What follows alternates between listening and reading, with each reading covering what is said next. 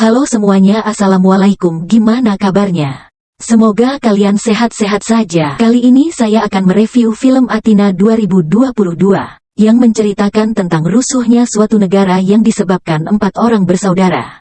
Berawal dari sebuah rekaman yang viral di mana kakak beradik mengalami duka cita mendalam karena adik bungsu mereka ditembak oleh 3 polisi. Tapi keberadaan ketiga polisi sangat sulit ditemukan sehingga memicu ketegangan antara polisi dan kakak-kakak dari si bungsu. Kakak kedua bernama Abdel merupakan kapten angkatan darat yang harus bertanggung jawab atas kematian adik bungsunya. Apalagi sang adik merupakan salah satu anggota di kesatuannya. Sehingga sudah seharusnya sang adik berada di bawah perlindungan Abdel. Meski diselimuti rasa bersalah, Abdel memilih untuk mengikhlaskan kepergian sang adik dan menyerahkan investigasi pada pihak kepolisian. Berbeda dengannya kakak ketiga bernama Temon yang seorang anarki tidak terima. Ia memiliki dendam kepada kepolisian yang tidak bisa bertindak tegas ke anggotanya yang telah membunuh sang adik. Tanpa sepengetahuan Abdel, ia mengajak kaum anarko lainnya untuk menghabisi para polisi baik itu bersalah ataupun tidak. Perbuatan sang adik yang kekanak-kanakan ini membuat Abdel kecewa parah. Ia berusaha menghentikan Temon namun Abdel terhalang oleh para pasukan Temon yang menerobos masuk ke kantor polisi. Tidak butuh waktu lama Temon dan pasukannya berhasil memporak-porandakan gedung dan mencuri perlengkapan polisi. Tidak berhenti sampai di situ, Temon juga menyuruh anak buahnya melempar molotov untuk memukul mundur para polisi yang berada di dalam. Hal itu ia lakukan agar ia dan anak buahnya bisa menerobos gudang senjata. Beberapa saat kemudian anak buahnya menemukan sebuah loker terkunci yang berisi senjata. Segala cara telah dilakukan untuk membukanya namun, karena kepepet alhasil Temon memerintahkan untuk membawa loker tersebut. Ia dan anak buahnya segera pergi dari situ dan merayakan keberhasilan mereka dengan mengacak-acak kantor polisi. Semua ini Temon lakukan supaya polisi mengerti betapa berharganya si bungsu bagi ia dan anggota lainnya. Namun jika pihak kepolisian tidak mau membeberkan pembunuh si bungsu, maka Temon akan membuat mereka kerepotan. Temon lalu lanjut memasuki gedung apartemen Athena di mana ribuan pasukannya telah berjaga. Langsung saja ia memberi komando agar anak buahnya bersiap-siap sebab satuan polisi anti-teroris akan mengepung gedung ini. Tapi bukannya kembali ke barisan, mereka malah bercanda dan mencoba rompi pertahanan polisi sambil lift. Tingkah ini membuat Temon naik pitam sehingga ia pun memarahi mereka habis-habisan. Untung saja bukan Temon yang membuat mereka ketakutan, sehingga para anak buah itu kembali ke posisi masing-masing. Berbeda dengan Abdel dan Temon, kakak tertua yang bernama Mokhtar sama sekali tidak ingin ikut campur. Yang ia pedulikan hanyalah mengurus 5 kilo koka yang akan diselundupkan ke luar negeri.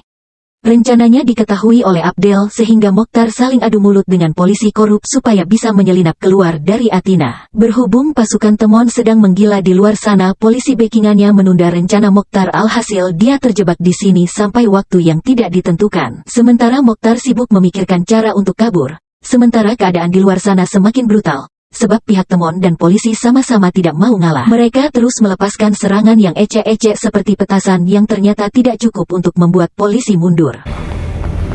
Melihat situasi ini, Abdel tidak bisa tinggal diam sebab sebagai seorang kakak ia merasa bertanggung jawab atas perbuatan adiknya.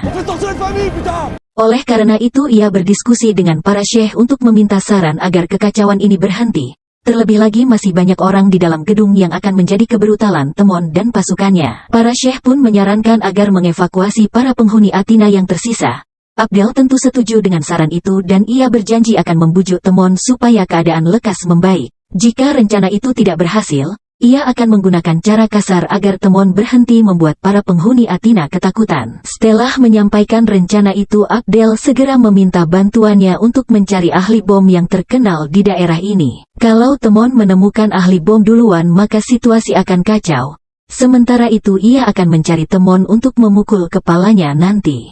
Tapi setelah mencari ke seluruh gedung, Abdel tidak dapat menemukan adiknya. Meski tidak menemukan Temon, untung saja ia menemukan ahli bom yang bernama Sebastian yang sedang menanam kembang warna-warni.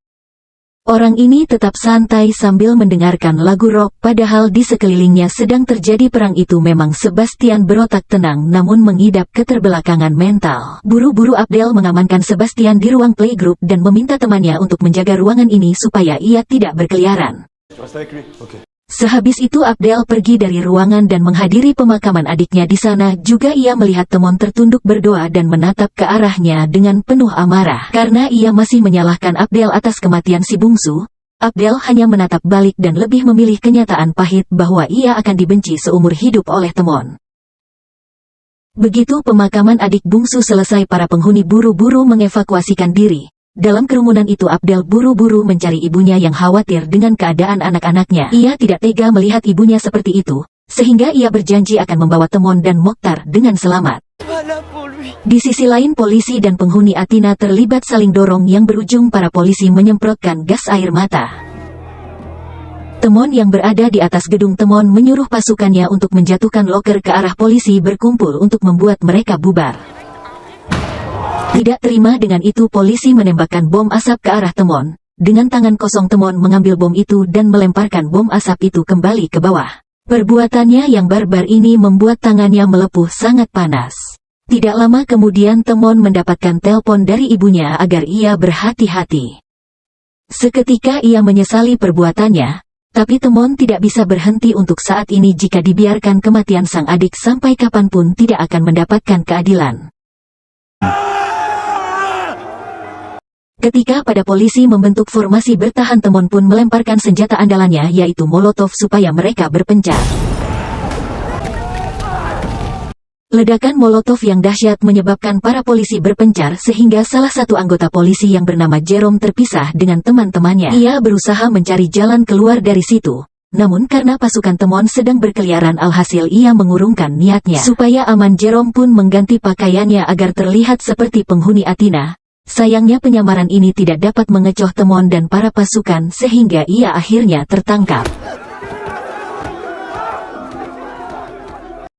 Lama-kelamaan kerusuhan semakin memuncak sehingga Abdel memilih bekerja sama dengan para polisi untuk menghentikan Temon. Abdel diminta oleh ketua polisi untuk memberitahu tempat penyanderaan Jerome. Akan tetapi ia tak boleh terjun ke sana sebab sang ketua akan mengerahkan tim polisi untuk menyelamatkan Jerome. Abdel merasa tindakan ketua ini tidak akan membuat situasi berubah menjadi baik.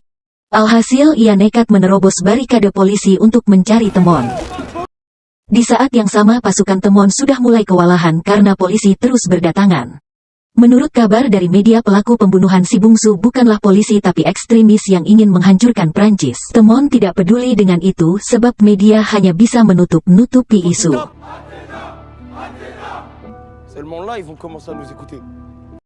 Tidak lama kemudian Abdel datang dan memarahi Temon, karena adiknya ini akan berakhir di penjara meski Temon sudah menyandra Jerome. Dengan berat hati ia memohon pada adiknya supaya menyerahkan diri sebab kerusuhan ini tidak akan membuahkan hasil. Ditambah lagi Abdel juga bilang bahwa ibu mereka akan sangat sedih jika mengetahui Temon adalah dalang dari semua ini. Sesudah itu ia melepaskan Jerome dan akan membawanya kabur dari sana. Rupanya nasihat Abdel tidak bisa dicerna oleh Temon, sehingga Abdel yang merasa lobiannya sia-sia lebih memilih kabur dengan Jerome. Begitu mereka keluar, polisi langsung menembak Jerome sebab ia tak menggunakan baju tempurnya. Abdel pun tidak bisa membawanya keluar dari Athena sehingga ia memilih untuk pergi ke rumahnya Mokhtar. Untung saja Mokhtar membuka pintu sebelum keduanya dihabisi polisi. Ketika Mokhtar melihat adiknya membawa polisi, ia langsung mau mengusirnya. Namun Abdel membujuknya dengan bilang bahwa lebih baik menjadi pahlawan yang menyelamatkan polisi gara-gara bikin rusuh.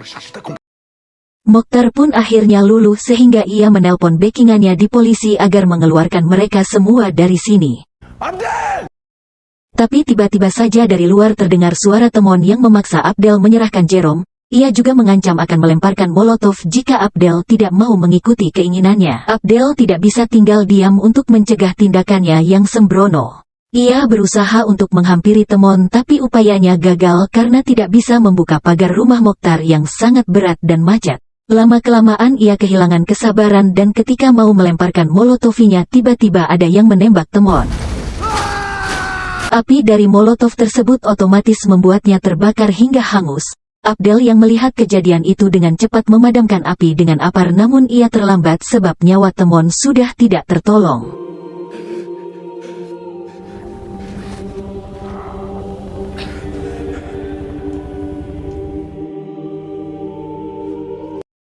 Kematian adiknya ini membuat kemarahan Abdel memuncak. Beberapa saat kemudian Mokhtar datang untuk memenangkannya. Tapi ia mendapat pukulan dari Abdel karena kesal tidak dibantu membukakan pagar. Kalau saja Mokhtar membantunya pasti Temon saat ini bisa diselamatkan. Abdel pun terus-menerus memukul Mokhtar karena ia berpikir kalanya ini sudah seharusnya mendapatkannya. Begitu Mokhtar sudah tidak berdaya, ia memanggil Sebastian untuk membalas dendam pada polisi. Ia lantas menyuruh Sebastian untuk membuka loker senjata yang sebelumnya dibawa dari kantor polisi. Mau tidak mau Sebastian membuka loker yang terkunci dengan dinamo mobil serta bensin. Lalu setelahnya ia menyuruh semua pasukan memasangkan tabung gas di seluruh ruangan untuk meledakkan seluruh ruangan ini. Di saat yang sama Abdel mendatangi Jerome dan ketika tabung sudah terpasang ia mengevakuasi seluruh penghuni Athena yang masih bersikeras tidak mau pergi. Setelah mereka semua pergi kini hanya tersisa Abdel, Jerome dan para pasukan di gedung tersebut. Di tengah kesedihannya ini ia lalu menelpon atasannya Jerome untuk memaksanya membeberkan identitas polisi yang membunuh si bungsu karena jika tidak Abdel lah yang akan membunuh Jerome. Sang atasan berusaha memaklumi sikapnya yang gegabah ini. Sebab kematian kedua adiknya membuat emosinya tidak stabil. Untuk membuatnya tenang atasan berusaha menjelaskan pihak kepolisian mengadakan investigasi tapi hasilnya nihil. Pihak kepolisian berasumsi bahwa ada penyusup di antara para polisi dan merekalah yang telah membunuh adik Abdel. Pada akhirnya Abdel muak dengan kata manis yang dilontarkan polisi sehingga ia mencoba membunuh Jerome.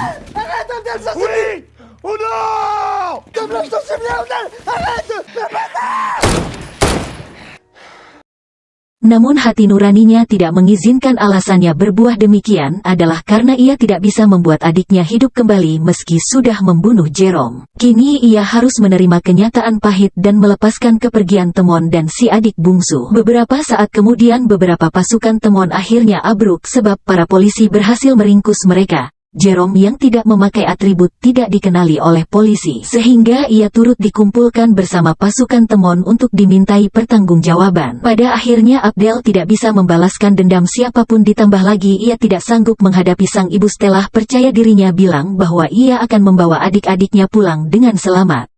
Alhasil setelah gedung Athena telah kosong ia diam di sana seorang diri sambil merenung sebelum akhirnya memutuskan bunuh diri.